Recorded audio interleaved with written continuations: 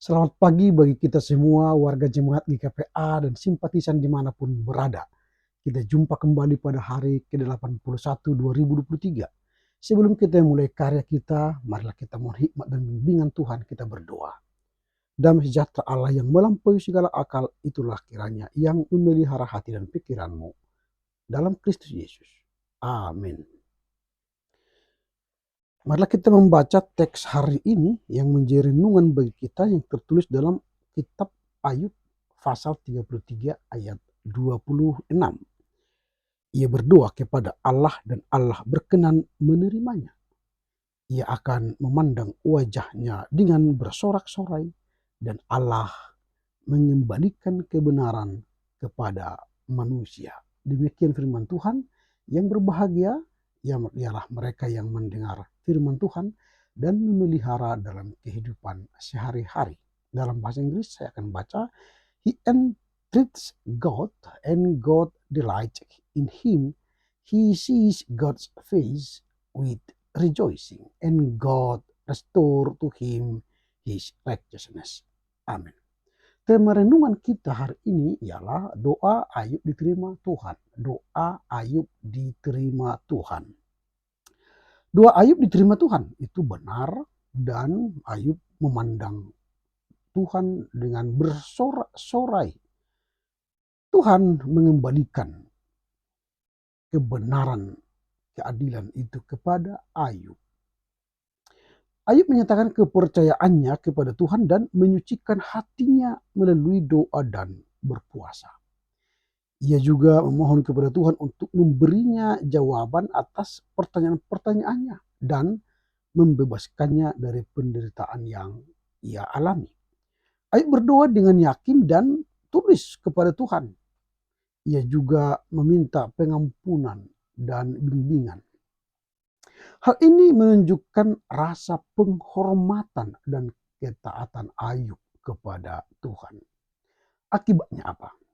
Tuhan menerima doa Ayub karena Ayub berdoa dengan tulus dan ikhlas, menunjukkan kepercayaan dan ketaatannya kepada Tuhan, serta memohon bimbingan dan pengampunan.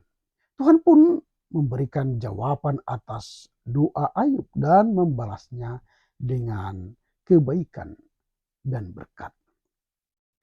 Nah, hari ini hendak mengajarkan tentang kekuatan doa kepada Allah yang dapat menghasilkan kebahagiaan dan kedamaian dalam hidup seseorang. Ayub berdoa, lalu Tuhan menerimanya. Ayub akhirnya bersorak-sorai, mengalami kebahagiaan dan kedamaian. Orang yang berdoa dengan tulus kepada Allah akan diterima olehnya. Dan hal itu akan membuatnya merasa bersyukur dan bersorak-sorai. Selain itu, Allah akan mengembalikan kebenaran kepada manusia yang melakukan doa itu. Jadi kalau kita berdoa dengan tulus, kita memohon kepada Tuhan dengan tulus, maka ingat, Tuhan akan menerimanya, bahkan mengembalikan kebenaran itu kepada kita. Nah, renungan hari ini mengajak kita untuk senantiasa berdoa kepada Allah dengan tulus dan ikhlas. Kita harus yakin bahwa doa kita akan didengar olehnya dan dijawab sesuai dengan kehendaknya. Jadi bukan sesuai dengan kehendak kita, tapi harus sesuai dengan kehendak Allah. Dengan berdoa kita akan merasakan kehadiran Allah yang membawa kedamaian dan kebahagiaan dalam hidup kita. Nah, selain itu, ini juga mengajarkan tentang kebenaran dan keadilan yang akan dikembalikan oleh Allah kepada manusia. Kita harus senantiasa berpegang pada kebenaran dan tidak menyerah pada godaan untuk melakukan hal-hal yang tidak benar. Karena pada akhirnya Allah akan memperlihatkan kebenaran dan keadilannya kepada kita semua. Kalau kita melihat contoh kepada Tuhan Yesus menasihati para muridnya agar berjaga-jaga dan berdoa. Supaya apa? Supaya jangan jatuh ke dalam pencobaan. Doa adalah sarana yang sangat penting untuk bisa hidup taat seperti Yesus Kristus. Tanpa kehidupan doa yang baik, kita tidak akan mungkin bisa hidup berkenan kepada Allah. Iblis akan terus berupaya menggoda, menjatuhkan kita dan menjauhkan kita dari Tuhan. Nah, bila kita tidak waspada, godaan kenikmatan dunia bisa menjatuhkan kita, menjatuhkan iman kita. Kehidupan doa yang baik bukanlah doa yang dilakukan sekali-kali, melainkan kebiasaan seumur hidup. Janganlah berdoa kala butuh kepada berkat Tuhan. Janganlah berdoa kala kita sedang bahagia, tapi berdoalah senantiasa, setiap saat, seumur hidup. Jadi doa harus dianggap seperti nafas bagi kerohanian kita. Doa mengungkapkan ketergantungan kita kepada Allah.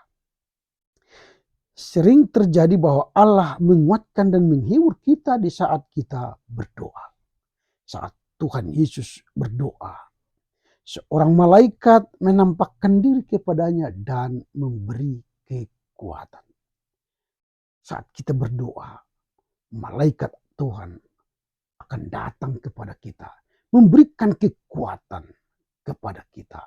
Seharusnya makin berat kesulitan yang kita hadapi, makin sering dan makin serius kita berdoa.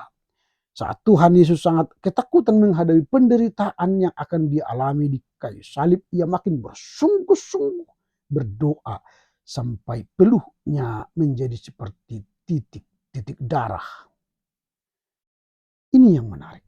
Kalau kita semakin mengalami pergumulan, maka semakin tingkatkan keseriusan dan jam doa kita. Apapun masalah atau keluhan yang kita rasakan saat ini, berdoalah dengan sungguh-sungguh. Allah akan menguatkan dan menolong kita. Oleh karena itu, marilah kita terus berdoa kepada Allah dan memegang teguh pada kebenaran serta keadilannya dalam kehidupan sehari-hari. Dengan begitu, kita akan merasakan kedamaian dan kebahagiaan yang hanya bisa diberikan olehnya. Selamat berkarya untuk Tuhan. Amin. Kita berdoa. Bapa dalam sorga, kami bersyukur karena firman-Mu yang kami dengar hari ini. Doa Ayub Engkau terima. Kami berkeyakinan saat kami berdoa, Tuhan menerimanya, bahkan mengembalikan kebenaran kepada kami. Ajar kami untuk terus sungguh-sungguh ikhlas berdoa senantiasa. Tidak jemu-jemu walau keadaan apapun yang terjadi dalam kehidupan kami. Sebab Tuhan akan memberi kami kebahagiaan dan memberkati kami. Terpujilah Engkau Bapa, ajar kami mengerti memahami firman-Mu dan melakukannya dalam kehidupan sehari-hari. Amin. Tuhan Yesus memberkati kita, tetap jaga prokes. Horas, horas, horas.